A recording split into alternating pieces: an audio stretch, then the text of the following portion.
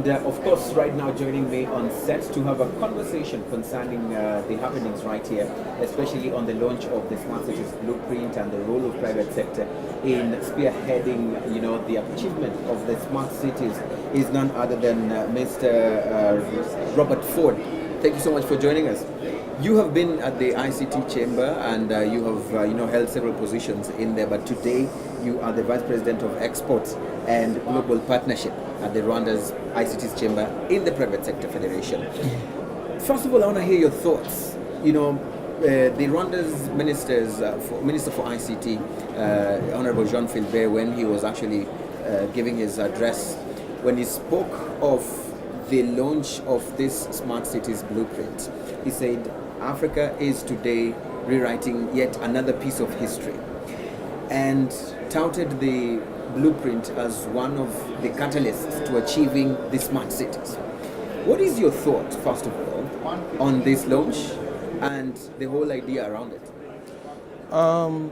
Thank you, Anangwe, for the opportunity to share my thoughts on this platform. If you listen carefully to President Kagame's speech today, he said 20% of African population is connected to internet. Yes. 80% isn't connected. We only have 3 years left to achieve the Millennium Development Goals, which include the connectivity of citizens of the world to be able to consume and use technologies for better lives of the citizens. The smart cities go forward. What we have today, what we are looking today, comes in handy to be able to fast track the connectivity and access of African citizens, especially in urban centers, so that we can be able to achieve some mileage on what we ought to have achieved by the next coming 3 years. Yes. There couldn't have been a better forum to discuss this than what we are talking about today. So the Smart Cities Blueprint is coming into effect to be able to become a platform through which different conduits can be opened and different gaps can be sealed in trying to achieve access and connectivity of African citizens. Right. The key concern for many actually who are closely monitoring the whole Transform Africa idea are wondering, are we all sharing the same dream as Africa? Because we're using the word Africa in here, and Africa is not one country. Africa is comprised of very many other countries, 54 of them. Are we all sharing this same dream?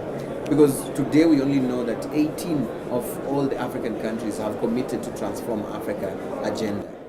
What happens to the rest that have remained? I think we need to look at the growth of membership of this continental body in context. Where has it come from and where is it today? When Transform Africa started in 2013, there were just a few countries. What we have realized between 2013 and today is growth of membership. We have not seen members going out. What we are seeing is members coming in. So your question is, does Africa as a continent have the same vision towards what Transform Africa is trying to achieve? It's more political than business, which I represent. Yeah. But my thought is that the growth of the opinion is gradual. Different countries have different agendas to develop their citizens. And that is actually seen as a threat. And all countries Yes. are at different levels. Yes. In terms of how their countries are growing economically, socially, and politically. Right. If you look at our region, for example, the East African region, it's the fastest growing region of the continent, with 6.4% growth rate per annum for the past 10 years.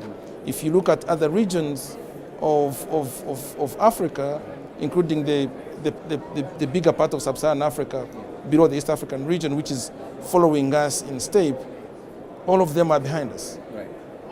And that's why you find that Smart Africa membership has East Africa, which is the biggest component, but with other members around the other blocks joining in gradually. Right. And it's not because we don't have the same vision. In my view, it's because we have different sets of priorities Yes. when it comes to the development of our citizens, Yes. and where we are lagging behind and where we need to so go some forward. resources are going to probably more urgent areas according to those countries than we are doing in this region. So Some analysts actually see that as a potential threat, because if you need to move all in the same direction, yet you have different members or different African countries with different, what do we call this?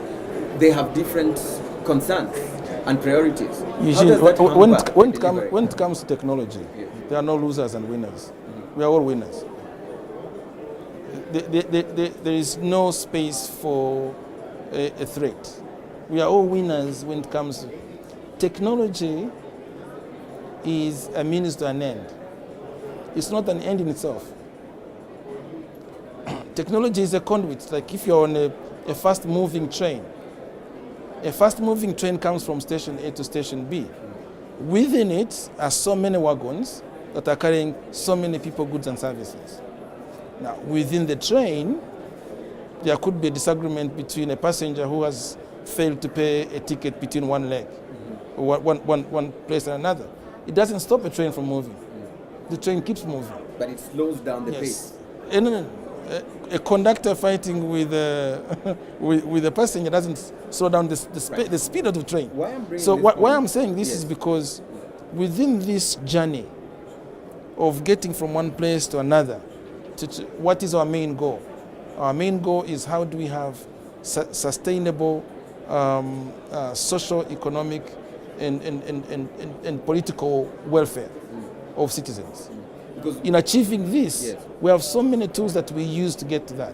One of them is technology. right. So technology in itself is not an end. So when we are talking about this discussion that you just brought through, there are no winners and losers. There are no winners and losers. We all have to win because we need to get to the bus to get where we have to go. Right. Back to Honorable Jean Philbert, the Minister of ICT in Rwanda, said, we will, in his own words, we will ensure that we implement everything that is written in this book. Where or how do you see the strategies looking like of ensuring that this is actually achieved?